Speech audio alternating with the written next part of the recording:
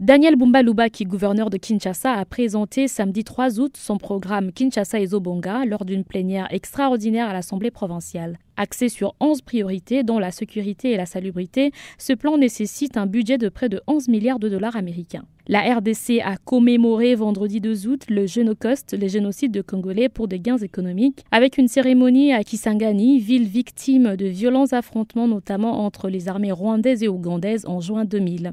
Des survivants des différentes guerres et violences à travers le pays ont raconté leur histoire.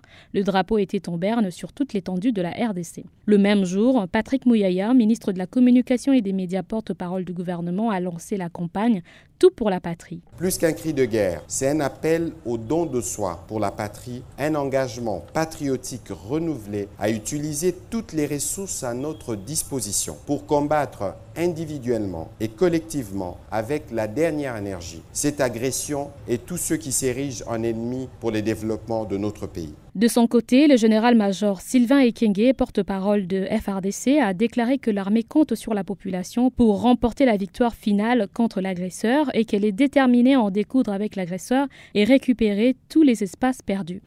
Un jour avant la fin de la prolongation de la trêve humanitaire initiée par les États-Unis, tôt le matin du vendredi 2 août, les rebelles du M23 soutenus par le Rwanda se sont affrontés avec les Wazalendo, les combattants des milices d'autodéfense, sur la route Kiwanja-Ishasha, dans la chefferie de Bwisha dans le nord Kivu. Les sources locales ont parlé d'une dizaine des morts et plusieurs blessés parmi les civils, ainsi que la prise de nombreux villages du groupement Binza par le M23. Des dizaines de ménages ont fui leur village. Plusieurs dizaines des membres de la Force du Progrès, une structure affiliée au parti au pouvoir UDPS, ont comparu devant le tribunal de grande instance de Kinshasa-Gombe pour leur participation à des actes de violence, incluant le pillage et la tentative de déguerpissement forcé de l'immeuble Kamul Inter, ainsi que l'attaque de la résidence de l'ancien président Joseph Kabila dans la commune de Gombe, mercredi 31 juillet. La présidence a annoncé mercredi 31 juillet que le chef de l'État, Félix Tshisekedi, sera absent de la commémoration du Génocoste à Kisangani. Il séjourne en Belgique pour soigner une hernie discale qui était jusqu'à son déplacement prise en charge par ses équipes médicales à l'hôpital militaire du Kanchachi à Kinshasa.